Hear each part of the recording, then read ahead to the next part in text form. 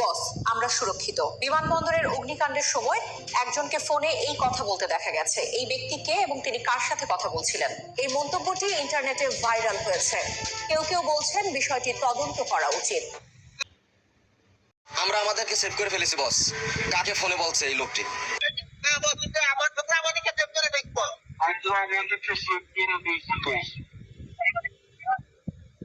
কোন কথা?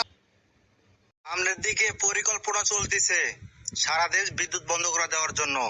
সারা বাংলাদেশের মানুষ সবাই সতর্কভাবে থাকেন আর সবাই বেশি বেশি করে ভিডিওটা শেয়ার করেন।